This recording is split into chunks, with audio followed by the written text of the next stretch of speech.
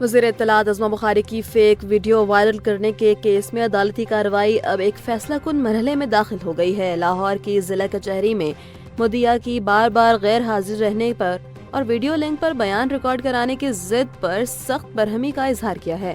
لاہور کی ضلع کچہری میں وزیر اطلاعات پنجاب ازما بخاری کی فیک ویڈیو کیس کی سماعت کے دوران دلچسپ موڑ سامنے آیا ہے۔ جوڈیشل مجسٹریٹ نعیم وٹو نے مدعی ازما بخاری کو 24 فروری کو ذاتی طور پر پیش ہو کر بیان ریکارڈ کرانے کا آخری موقع دے دیا ہے۔ عدالت نے اپنے تحریری حکم نامے میں مدعی سائڈ کے رویے پر سخت مایوسی کا اظہار کیا ہے۔ جج کا کہنا ہے کہ سارا دن کیس کئی بار کال کیا گیا، ملزمان اور ان کے وکلاء موجود رہے، لیکن مدعی کی جانب سے بار بار کیس انتظار میں رکھنے کی درخواستیں آتی رہیں۔ عدالت نے واضح کیا کہ سیکیورٹی خدشات کا بہانہ بنا کر ویڈیو لنک پر بیان ریکارڈ کرنے کی اجازت نہیں دی جائے گی۔ واضح رہے کہ NCCIA اس کیس کا چالان پہلے ہی جمع کرا چکی ہے۔ عدالت اب وارنٹ جاری کرنے سے قبل مدعی کو ایک آخری مہلت دے رہی ہے تاکہ مرکزی گواہ کا بیان ریکارڈ کر کے ٹرائل کو آگے بڑھایا جا سکے۔ کوئٹہ اور ضلع بارکھان میں محکمہ انسداد دہشت گردی نے 2 بڑی کارروائیاں کرتے ہوئے 14 دہشت گردوں کو ہلاک کر دیا ہے۔ انٹیلیجنس بیسڈ آپریشن کے دوران دہشت گردوں کے قبضے سے بھاری مقدار میں اسلحہ اور بارودی مواد بھی برآمد ہوا ہے۔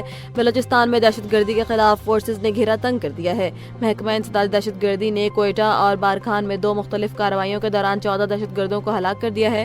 ترجمان CTD کے مطابق کوئٹہ کے علاقے درخشاں میں خفیہ اطلاع کی کارروائی پر 8 دہشت گرد مارے گئے، جبکہ بارکھان میں مقابلے کے دوران مزید 6 دہشت گرد جہنم واصل ہوئے۔ فائرنگ کے ان شدید تبادلوں میں CTD کے 3 اہلکار بھی زخمی ہوئے ہیں، جنہیں فوری طبی امداد کے لیے اسپتال منتقل کر دیا گیا ہے۔ ہلاک دہشت گردوں کے قبضے سے خودکار رائفلیں، دستی بم اور بارودی مواد برآمد کیا گیا ہے۔ حکام کا کہنا ہے کہ ان دہشت گردوں کا تعلق کالعدم تنظیم سے تھا اور یہ صوبے میں بڑی تخریب کاری کی منصوبہ بندی کر رہے تھے۔ وفاقی وزیر داخلہ محسن نقوی نے CTD بلوچستان کی پیشہ ورانہ مہارت کو سراہتے ہوئے کامیاب آپریشن پر خراج تحسین پیش کیا۔ انہوں نے کہا کہ دہشت گردوں کے مذموم عزائم کو ہر صورت ناکام بنایا جائے اور بلوچستان میں امن کے قیام کے لیے ایسی کارروائیاں جاری رہیں گی۔ وزیر داخلہ نے زخمی اہلکاروں کی جلد صحت یابی کے لیے دعا بھی کی۔ گورنر خیبر پختونخوا فیصل کریم کنڈی نے PTI کے احتجاج کو کڑی تنقید کا نشانہ بناتے ہوئے کہا ہے کہ سڑکیں بند کرنے سے بانی PTI کا علاج ممکن نہیں، بلکہ یہ محض سیاسی شعبدہ بازی ہے۔ گورنر خیبر پختونخوا فیصل کریم کنڈی نے کہا ہے کہ احتجاج اور دھرنوں سے بانی PTI کا علاج نہیں ہونا۔ نجی TV پروگرام میں گفتگو کرتے ہوئے انہوں نے الزام عائد کیا کہ صوبائی حکومت کی پوری مشینری مظاہرین کی پشت پناہی کر رہی ہے، جبکہ وفاقی حکومت پہلے ہی بانی PTI کو بہترین طبی سہولیات فراہم کر رہی ہے۔ فیصل کریم کنڈی نے احتجاج کی شدت کو مسترد کرتے ہوئے کہا کہ ہر جگہ صرف 20 سے 25 لوگ بیٹھے ہوئے ہیں جو قیدیوں کی ایک وین کی مار ہیں۔ انہوں نے افسوس کا اظہار کیا کہ صوبہ اس وقت جنگ جیسی صورتحال اور بدامنی کا شکار ہے، لیکن صوبائی کابینہ تمام کام چھوڑ کر صرف بانی کے علاج کے نام پر احتجاج میں مصروف ہے۔ گورنر نے وزیر اعلیٰ علی امین گنڈا پور پر طنز کرتے ہوئے کہا کہ وہ خود اعتراف کر چکے ہیں کہ وہ محسن نقوی کے اچھے بچے تھے۔ انہوں نے واضح کیا کہ بانی PTI کسی عام قیدی کی طرح تنگ بیرک میں نہیں، بلکہ تمام تر سہولیات کے ساتھ جیل میں موجود ہیں۔ PTI صرف انتشار پھیلانا چاہتی ہے۔ امریکی سول رائٹس تحریک کے عظیم رہنما اور doctor Martin Luther king junior کے قریبی ساتھی ریورنڈ جیسی لوئس جیکسن سینئر 84 برس کی عمر میں انتقال کر گئے۔ ان کی وفات سے عالمی سطح پر انسانی حقوق کی ایک طاقتور آواز خاموش ہو گئی ہے۔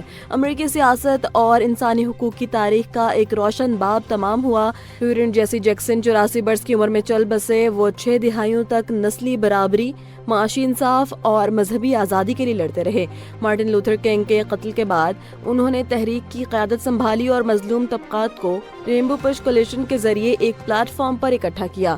جیسی جیکسن نے 2 بار امریکی صدارت کی دوڑ میں شامل ہو کر ثابت کیا کہ اقتدار صرف اشرافیہ کا حق نہیں، انہوں نے امریکی مسلمانوں کے حقوق کے لیے بھی تاریخی کردار ادا کیا۔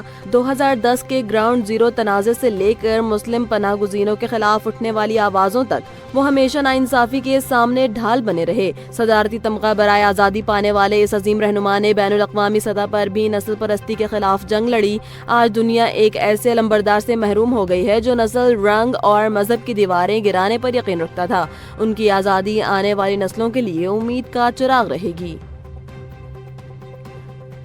पाकिस्तान कस्टम्स ने कराची के जिन्ना इंटरनेशनल एयरपोर्ट पर स्मगलिंग की कोशिश नाकाम बनाते हुए दुबई से आने वाली एक खातून मुसाफिर से भारी मिकदार में चांदी बरामद कर ली है। कराची के जिन्ना इंटरनेशनल एयरपोर्ट पर कस्टम्स हुक्काम ने एक कामयाब कार्रवाई के दौरान दुबई से आने वाली खातून मुसाफिर से 6 किलोग्राम चांदी बरामद कर ली है। कस्टम्स हुक्काम के मुताबिक बरामद की गई चांदी बिस्किट्स की शक्ल में है, जिसकी मालियत का इब्तदाई तखमीना तकरीबन 70 लाख रुपए लगाया गया है। खातून मुसाफिर जब दुबई से कराची पहुंची तो तलाशी के दौरान उसके कब्जे से ये कीमती धात बरामद हुई। कस्टम्स ने फौरी तौर पर चांदी को अपने तहवील में ले लिया और कस्टम्स एक्ट 1969 के तहत मुकदमा दर्ज करके बाकायदा कानूनी कार्रवाई का आगाज कर दिया है। हुक्काम का कहना है कि खातून को हिरासत में लेकर मजीद तफ्तीश की जा रही है ताकि इस स्मगलिंग के पीछे छुपे दीगर अवामिल या गिरोह का पता लगाया जा सके। हवाई अड्डे पर स्मगलिंग की रोकथाम के लिए कस्टम्स की जानिब से निगरानी मजीद सख्त कर दी गई है।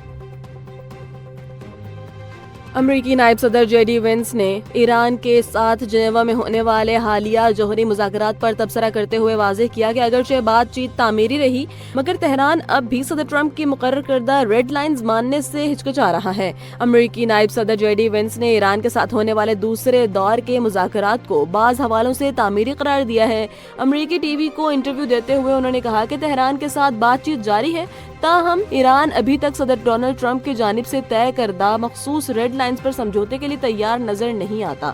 जेडी वेंस ने रेड लाइंस की तफसील बताते हुए गुरेज किया, लेकिन इस बात पर जोर दिया कि अमेरिका की अव्वलीन तरजीह ईरान को जौहरी हथियार बनाने से रोकना है। उन्होंने खबरदार किया कि सदर ट्रंप के पास ये इख्तियार मौजूद है कि अगर वो महसूस करें कि सफारतकारी बेसूद है तो वो इसे किसी भी वक्त खत्म करने का ऐलान कर सकते हैं। मुज़ाकरात के मस्बत पहलुओं पर बात करते हुए नायब सदर ने बताया कि दोनों ममालिक अब मुमकिना मुआहदे के मुसव्वदे पर काम करने पर राजी हो गए हैं। इस मुसव्वदे के तबादले के बाद ही मुज़ाकरात के अगले मरहले का फैसला किया जाएगा।